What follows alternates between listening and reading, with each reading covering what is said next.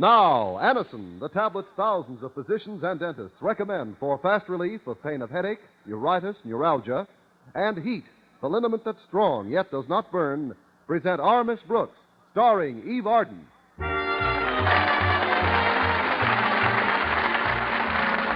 It's time once again for another comedy episode of Our Miss Brooks Transcribed. But first, believe anything you like about what this or that way to relieve pain of headache, neuritis, or neuralgia will do for you.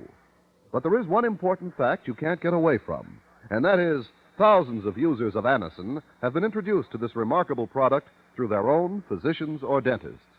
These people know how incredibly fast and effectively Anacin acts to relieve pain. Anacin is like a doctor's prescription. That is, Anacin contains not just one, but a combination of medically proven active ingredients in easy-to-take tablet form. Next time you suffer from the pain of a headache, neuritis, or neuralgia, don't wait for relief. Try Anacin. You'll be delighted with these tablets' incredibly fast action. Try Anacin on this guarantee. If the first few Anacin tablets do not give you all the relief you want, as fast as you want it, return the unused portion and your money will be refunded. All drug counters have Anacin in handy boxes of 12 and 30 tablets and economical family-size bottles of 50 and 100. I'll repeat the name for you, Anacin, A-N-A-C-I-N.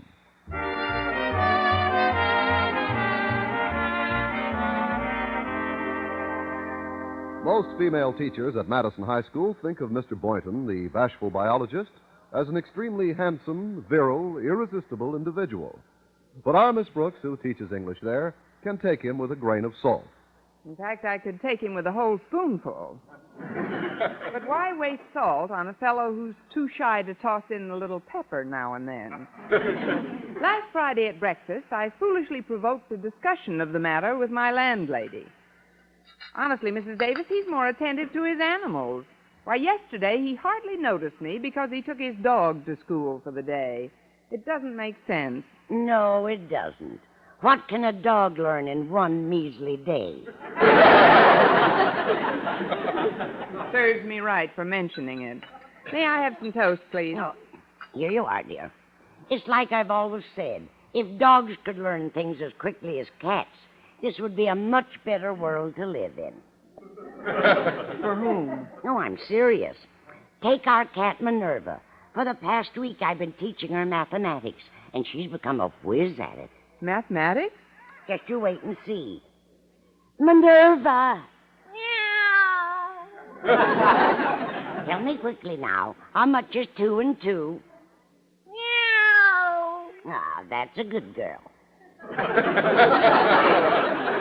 Well, I'll gather up the dishes now. Just a minute.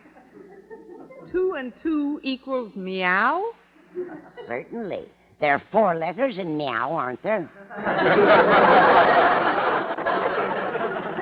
That's her way of telling me that the answer is 4. 2 meows equal 8. 3 meows equal 12, and so on. Oh, it's funny, though. She isn't so hot on the odd numbers. Look, Mrs. Davis, I started this conversational maze with the simple statement that Mr. Boynton brought his dog to school yesterday. Well, Connie, then it's simple.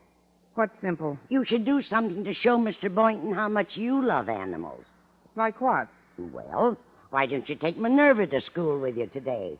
Oh, let's not be ridiculous, Mrs. Davis. I couldn't possibly take Minerva to... Well, come to think of it, Mr. Boynton is extremely fond of cats. It might make a hit at that. You think she'd behave herself in my classroom? Of course she would. She can stretch out on the seat cushion I ordered for your classroom. Seat cushion? You mentioned how trying it is sitting on that hard chair all day. So I thought I'd surprise you. Oh, that's very sweet of you, Mrs. Davis. Don't mention it. I mailed a letter last night telling the store where to send it, along with another note to the place where I ordered Victor's gift. Your brother, Victor? Yes. He's every bit as fond of animals as Mr. Boynton is. That's why I bought one for him yesterday. Oh, that's nice, Mrs. Davis. What did you get him? A cow. A cow? Yes. It's a female. Those are the best kind. But why on earth would you Victor just moved into a little farmhouse on the edge of town, Connie. It's only a 15-minute drive from here. By and by, he'll be adding more livestock, of course. But right now, with just the one cow, I figured he'd have his hands full. He will if he plays his cards right. Well, I'd better dash off to school, Mrs. Davis. I'll have to use all my powers of persuasion to get Mr. Conklin's permission to take Minerva into class with me. All right, dear. Just put Minerva into this valise I bought for her at the pet shop. It's a cat carrier. You might leave the lid open for her, though. Oh, that won't be necessary. There are holes in the side through which she can breathe. In you go, Minerva. Here, I'll give you a hand. Meow. Oh, that's what I like about Minerva. She's so polite. Whenever you help her out, she always says 4.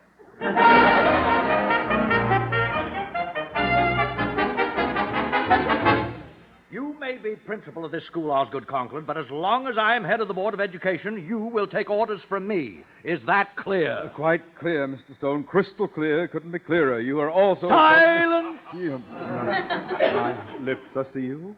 Why, when I saw that dog running loose outside the biology lab yesterday, I was shocked beyond words. You know that animals aren't allowed on school property, Osgood. How did it get in here? Answer me. Well, I haven't the slightest idea, sir. Well, let's make certain that no dogs invade this school today. First, you will make an early inspection tour of all classrooms. Then I want you to post a guard at the front door throughout the day. But, sir, why commission someone to do a job for which I myself am ideally suited? I'll keep a weather eye open, sir. You may be sure no animal will get past me. Come in. Good morning, Mr. Conklin. Oh, hello, Mr. Stone. Good morning, Miss Brooks. Are you, going somewhere? Going some... Oh, this valise. If I may ask your permission, Mr. Conklin. Permission for what? Well, you'll see as soon as I open the bag. It'll just take me a minute. Excuse me, Mr. Stone. Go right ahead. Glad you dropped in, Miss Brooks. Perhaps you can shed some light on the identity of the culprit who dared to bring an animal into this school yesterday. An animal, Mr. Stone? Specifically, a dog. When I saw it romping around outside the biology lab, I came in here to report the incident to Mr. Conklin. When I returned to the spot, it had vanished. Good. Some of those spots stay on forever. That is, I'm afraid I can't be of much help to you, Mr. Stone. You see, mine is an English class, and I'm not one of those who are, I should say, in the habit of hanging around other labs. The labs of others, I mean, so I couldn't really shed any light on the identity of which the dog belonged to who.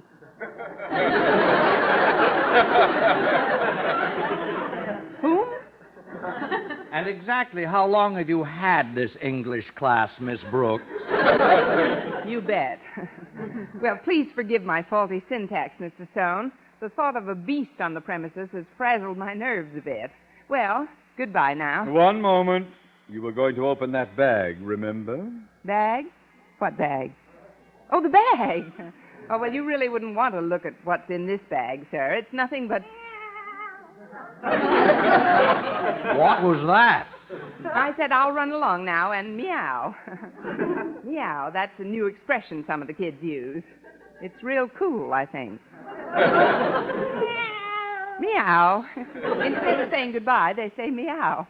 Silly, isn't it?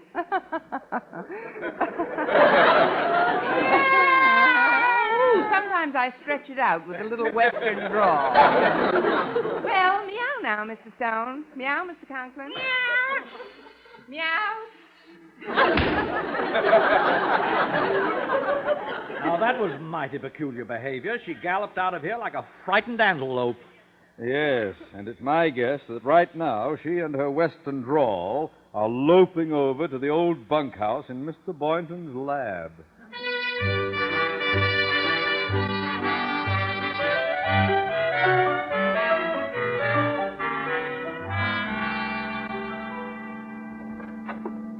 Oh, hello there, Miss Brooks. Howdy. Please sit down, Mr. Boynton. We've got a little palavering to do. Well, can it wait, Miss Brooks? I was just on my way to the cloakroom to feed Geraldine. Geraldine? You know, my dog. She's a boxer. And if Mr. Conklin drops in, she'd better come out fighting. That's what I came to warn you about. Warn me? Yes, he's on an anti-animal kick. Mr. Stone happened to see Geraldine in the hall yesterday, and he was furious. Luckily, he doesn't know who her owner is yet. Gosh, I guess I should have asked Mr. Conklin's permission. Oh, but there's little chance of my dog being discovered in here, Miss Brooks. Mr. Stone rarely comes into my lab. The same goes for Mr. Conklin. Oh, well, then maybe my cat can hide out here for the day. Your cat? Yeah, I'll let her out of the bag. I certainly wouldn't want Mr. Conklin to find out I'm a cat rustler. Out you come, Minerva. You won't mind taking care of her for me, will you, Mr. Boynton? Oh, not at all. Come here, baby. All righty.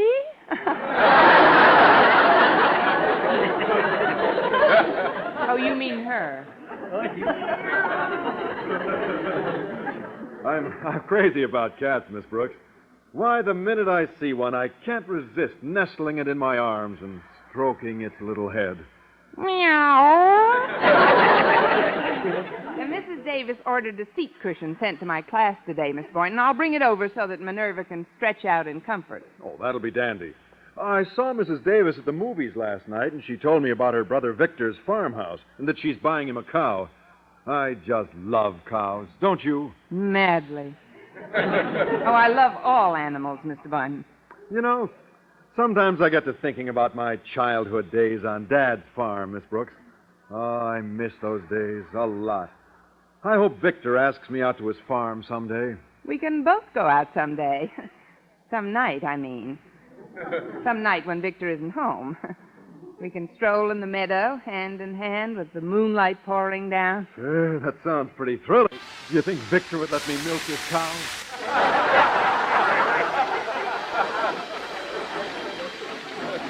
We can both milk her. You take the left side, and I'll take the right side, and I'll be homogenized before you. Oh, great.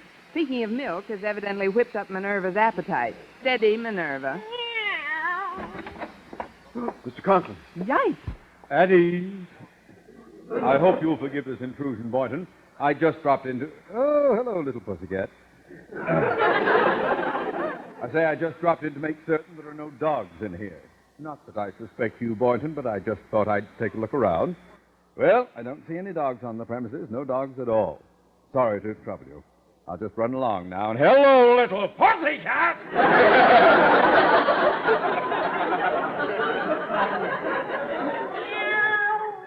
I have it. Let's all play charades. I mean, there's still a few minutes before first class, so just for kicks... That will do. Out with it now. To whom does this cat belong? Cat? What cat? Oh, the pussycat. It's quite a pussycat, isn't it? Silky. It's a girl cat, no doubt. Mr. Boynton and I hadn't noticed her. Oh, that's right. She must have strayed in, sir. Nonsense.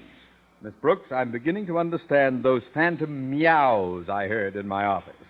Now then. What are you doing to the cat's collar, Mr. Conklin? I'm removing it, Miss Brooks. It'll be an easy matter to determine the person who owns her by simply checking the number on this license tag. That person, needless to say, is a dead duck. Goodbye, Boynton. Meow now, Miss Brooks. Meow now? I don't quite understand that, Miss Brooks. That's the farewell expression the kids use. Meow? That's merely the cry of a cat. So it is. Well, quack, quack, Mr. Boynton. Quack, quack? That's the cry of a dead duck.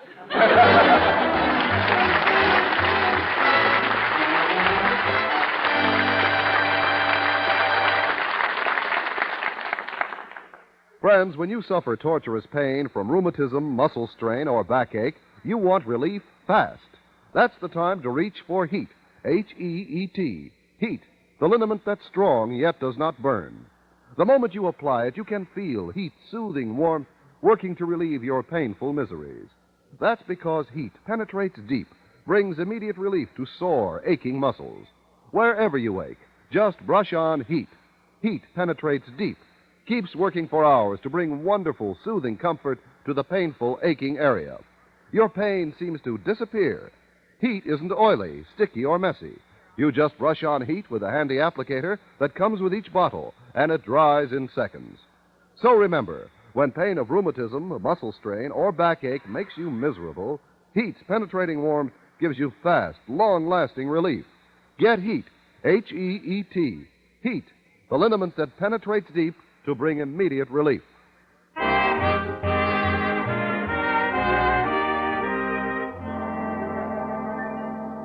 Having heard nothing from Mr. Conklin during my morning classes, I presumed that he had not as yet traced the number on Minerva's license tag. As I left my classroom for lunch, however, the figure of a sentry armed with a BB rifle loomed up before me. Halt! Step forward and be recognized. It's me, Mr. Conklin. Oh. Step back and be unrecognized, Miss. Aye, aye, sir. And so, having been honorably discharged, I hiked down to the school cafeteria and ordered chow. It was then that Walter Denton beckoned me to his table. Over here, Miss Brooks. Wilt thou not visit me? The plant beside me feels thy gentle dew, and every blade of grass I see from thy deep earth its quickening moisture drew. I ordered meatballs. What have you got? The same. I guess you didn't care for that bit of poetry I quoted, huh, Miss Brooks? You guessed right, Walter. Well, how do you like this one? You'd never have let the cat from the bag if you knew Mr. Conklin would grab her tag. You're either psychic or a sneak. How'd you find out I'm up the creek? Oh, that's a very provocative question, Miss Brooks. You will recall that shortly before first class this morning, our beloved principal invaded Mr. Boynton's lab and trapped you dead to rights with your furry friend. With two furry friends. Mr. Boynton lost his razor. Yeah. Well, at that time, I happened to be standing in the hall just outside the lab, and presently I heard excitement-laden voices wafted through the transom. Now, that was a moment of great decision for me, Miss Brooks. I could have either hewed to the path of dishonor by remaining in the hall and eavesdropping, or I could have taken the glorious avenue of decency by closing my ears and leaving the scene. Well? Yeah, I took the dirty road out.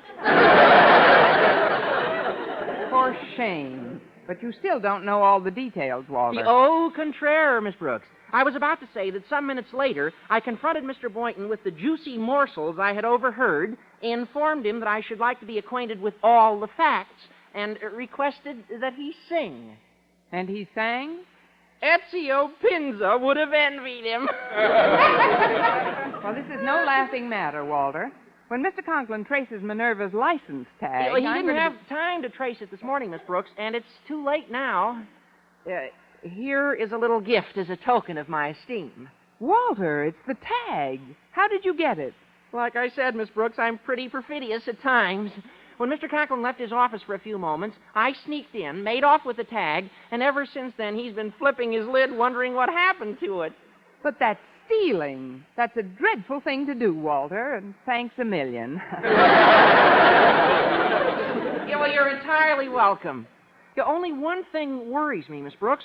Since Mr. Conklin can't establish ownership, he'll probably confiscate your cat and send her to the pound. Oh, no. We can't let that happen to Minerva. Somehow we've got to spring her. I have an idea, Walter.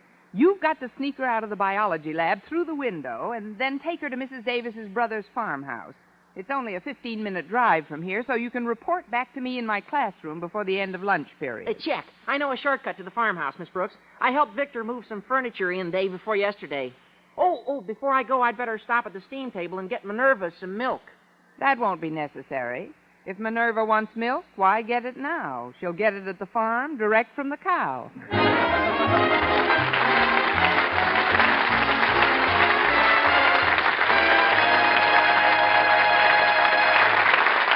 Miss Brooks will return in a moment. CBS News has always attempted to keep up with your need to know. As months of international tension have lengthened out into years, as America's position of world leadership has moved it into the forefront of decision and action on a global scale, CBS News has remained on the job with eyewitness observers in every strategic world capital. And CBS News has continued to build its reporting corps as well as its observing staff. Today, America listens most to the evening news broadcasts of four great newsmen, every Monday through Friday evening on most of these same stations. These men are Lowell Thomas, noted world traveler and lecturer, Edward R. Murrow, Dean of CBS News, recipient of numerous awards for his reporting, his integrity, his courage in world events. Douglas Edwards, one of America's most popular voices for CBS News.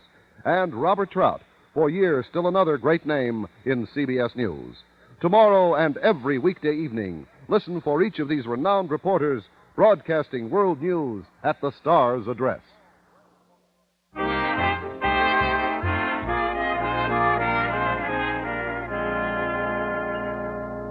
Well, after Walter promised to sneak Minerva out of school to Victor's farm, the only problem remaining was what to do about Mr. Boynton's dog. In my classroom shortly after noon, I told Mr. Boynton what Walter had done. Well, I doubt that he'll get back here before the end of lunch period, Miss Brooks. It's almost 1 o'clock now. Excuse me, Mr. Boynton, I want to steal a little peek into the hallway. No sentry. Mr. Conklin apparently ducked out for a bite. Now's your chance to get rid of your dog. Oh, I've already taken care of that. I simply lowered Geraldine out the window and told her to go home. She'll be lying on the doorstep waiting for me after school, Miss Brooks. You see, she's been trained. No matter where she is, she knows how to get to my apartment house. So do I, but what good does it do? Hiya, folks. I got your cat to the farm okay, Miss Brooks. Nice work, Walter. Did you turn her over to Mrs. Davis? No, not exactly. She was out shopping when I got there, but I left Minerva with her brother Victor as soon as he got through with the delivery man. Delivery man? Yeah. Some guy was delivering a seat cushion. What? But that cushion was supposed to be delivered to my classroom. Good old absent-minded Mrs. Davis. Miss Brooks? Yes? A sign here. For what?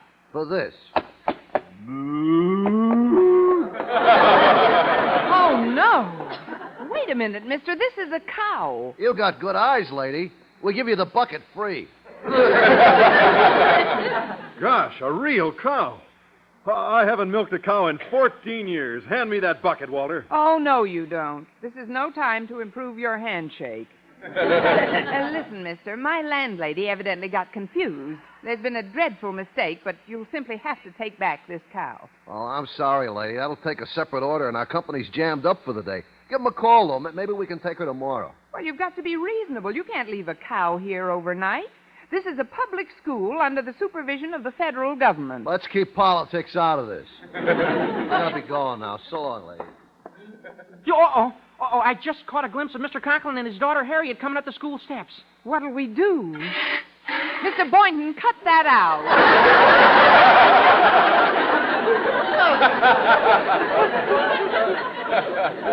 Sorry, I lost my head.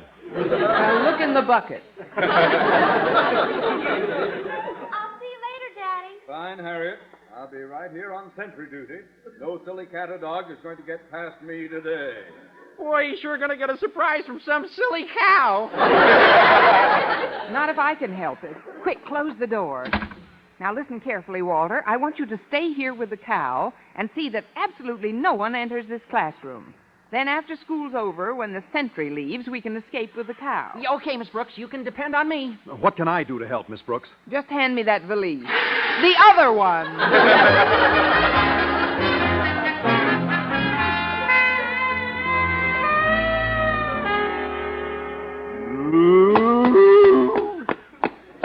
Steady, girl, steady. You're in good hands. 10 after 3, Walter. As soon as Miss Brooks gets back, we can... Who goes there? A friend. I'm unarmed. Yeah, wait till I pull the chair away from the door. Hi, Miss Brooks. See anybody in the hall? Just Harriet Conklin. She was on her way to a dramatics club meeting. I saw Mr. Conklin getting into his car, so now's our chance to make the break. You men bring up the rear. We girls will lead the way. Come along, Bossy. Now, keep your eyes peeled, Walter. You too, Mr. Boynton. If you see anybody... Holy smoke! Quick, push her in here. I'll open the door. But, Walter! No time to explain. In you go, Bossy. Come on. In. All right, Walter. Now, would you mind explaining what we and a strange cow are doing in Mr. Conklin's office? Well, I just saw Harriet Conklin coming down the stairs. Oh, but we're safe in here. She never comes into Mr. Conklin's office when he isn't around. Oh, quick thinking, Walter. Hi, Daddy. I thought you'd gone home. I forgot something in my office, Harriet. Whoops, he's around. Pipe down. What on on earth is going on in there? Well, I'll soon find out. Back the cow into the closet. Hurry. Come on, Bossy. Back. Come on, in you go all the way. That's it. That's it. In. Oh, now if she'll only stay quiet until Mr. Conklin... Moon over Miami. Oh, hello, Mr. Conklin.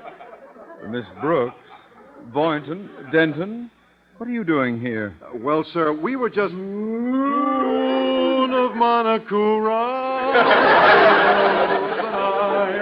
I demand to know what you are doing in my office. Well, sir, we were just... Moonlight and...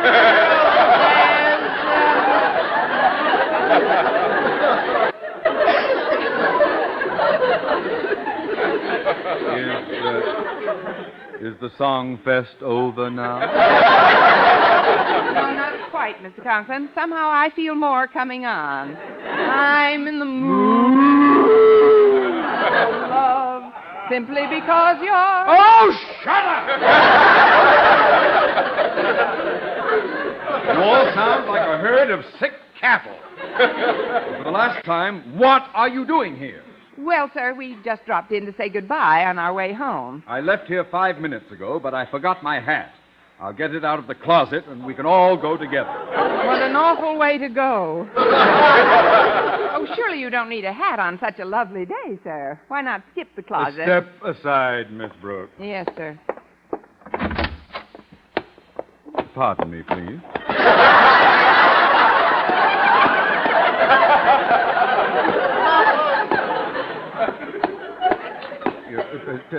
Take it easy. Take it easy. I just want to get my hat. Take a second. Seems to be on the floor. If I can just reach it. I've got it now.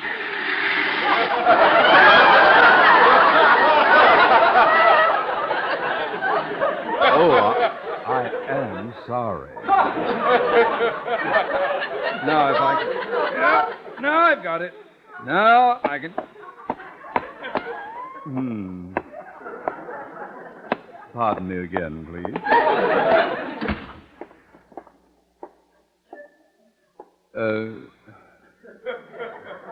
Will one of you kindly tell me that I didn't see what I just saw in that closet? You've had a rough day on sentry duty, sir. Overwork very often causes one's mind to play tricks that are... Oh, yes, of course. It's absurd. I'm convinced the whole thing was a mirage, notwithstanding the indisputable fact that my hat here, as you can plainly see, is half filled with cream. Just to reassure myself, however, I'd like to take another look in the closet. This time you will follow me, Miss Brooks. Oh, it's rather late, Mr. Conklin. Let's do it in the morning. You'll follow me now, Miss Brooks. And I do mean now. Yes, sir.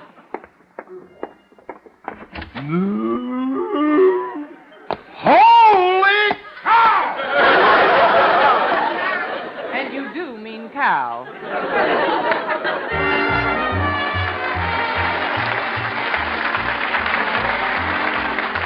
Our Miss Brooks, starring Eve Arden, transcribed, was produced and directed by Larry Burns, written by Joe Quillen and Al Lewis, with the music of Lud Gluskin. Mr. Conklin was played by Gale Gordon. Others in tonight's cast were Jane Morgan, Dick Crenna, Bob Rockwell, Gloria McMillan, Joseph Kearns, Joel Samuels, and Billy Gould. Be sure to be with us next week for another comedy episode of Our Miss Brooks.